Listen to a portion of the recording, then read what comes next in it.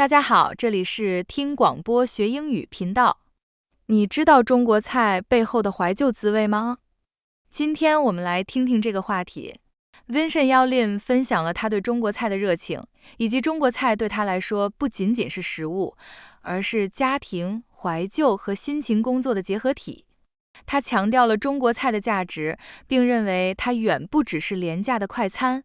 好了，我们来听听这位大厨的高见吧。My grandfather was a restaurant owner. My father was a restaurant owner. My name is Vincent Yao Lim.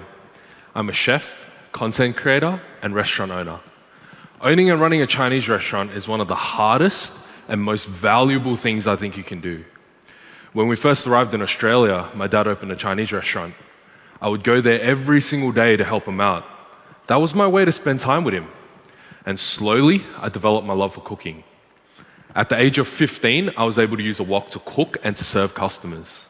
Now, I'm running a 100-seater Chinese restaurant. The hard work that I saw my dad put into Chinese food makes me feel really proud. Proud that I was lucky enough to learn from a master. When I tell people that I'm a chef cooking Chinese food, I want people to value it the same way that I do. So what is the value of Chinese food? Is it the taste? Is it the hard work and the training? Or is it the dish's history and the nostalgia it makes us feel? To me, it is all of those things. But being in the restaurant industry, I can tell you the most obvious value of food, and that is the price at which we choose to set it at. The perception of Chinese food is that it is indulgent, yet cheap. But the value of Chinese food is so much more than that. There is no formal culinary school to train to be a Chinese chef, and after the pandemic, there was a shortage of Chinese chefs in Australia. Now the cost of ingredients, labor, and demand for Chinese food is high. The amount of skill required to cook the first dish that I ever learned doesn't match up to the price. The first dish that I ever learned to cook was the fried rice. Fried rice is the easiest dish to cook, but also the hardest dish to get right. I actually wasn't allowed to serve customers until I got this dish right. The oil goes into the wok first, but only when the wok is hot enough. The egg goes in next. This creates a non-stick coating for when the rice hits the hot wok.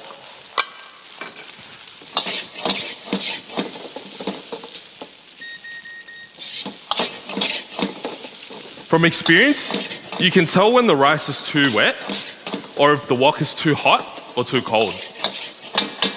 All these small factors will create a different end result. If the rice is too wet, you lose the smoky aromatic flavor. But if the rice is too dry, you're basically eating pebbles. Now we add a little bit of yum yum. Now we add the cooked meats and vegetables. I'm tossing it to combine the flavors of the meat and vegetables with the rice. Even if we were to remove all the meats and vegetables, your rice should still have all the flavor.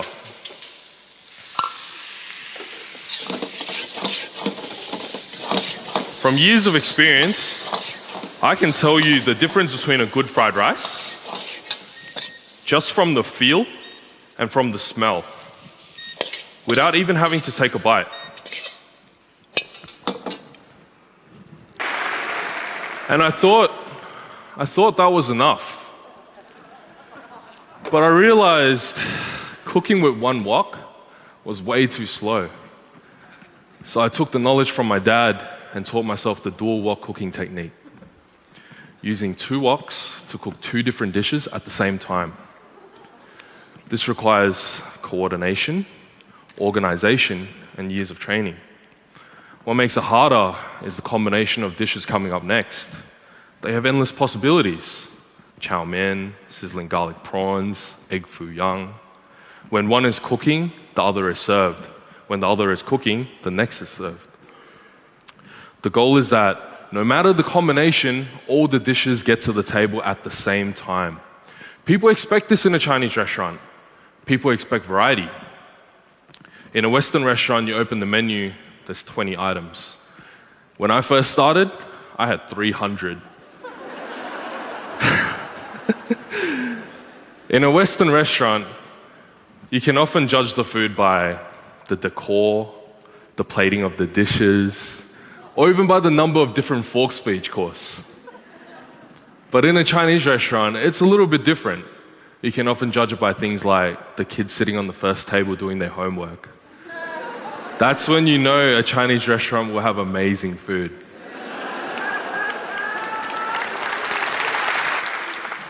I was that kid.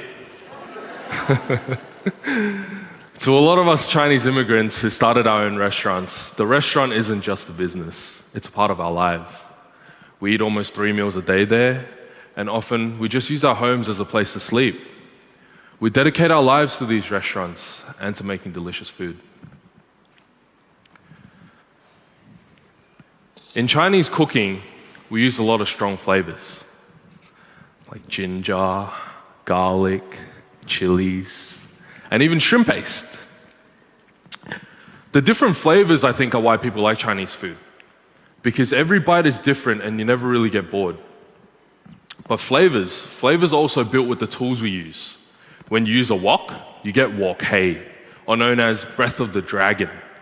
Wok hei is the reason why noodles and rice always taste better at a restaurant than when you try to cook it at home.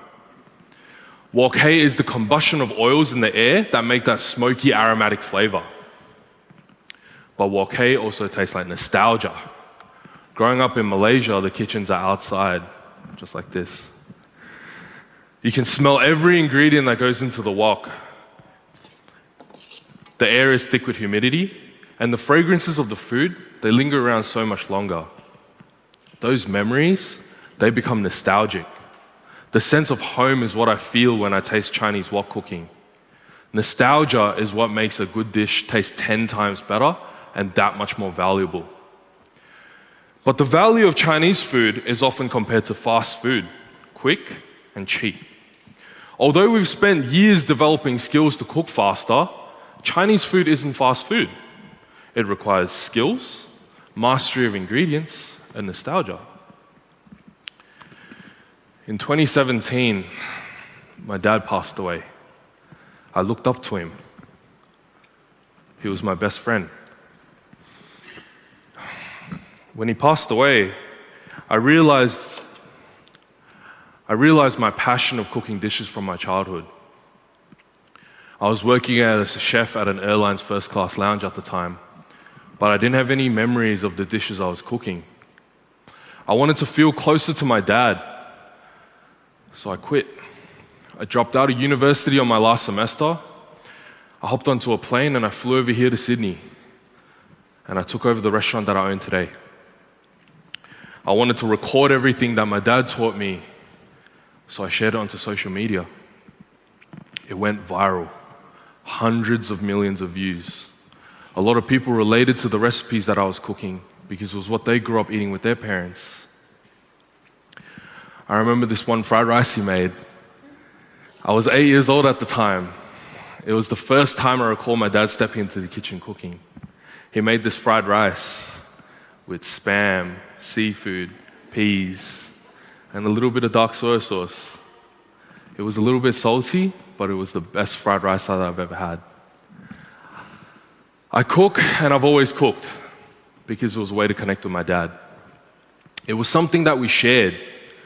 Cooking represents all the hard work and memories that we had learning the art, mastering the skills, and understanding the history of Chinese food. To me, the value of Chinese food is so much more than the prices you pay at my restaurant. So the next time you visit a Chinese restaurant, just remember, it's not just a plate of fried rice. It's so much more than that. Thank you.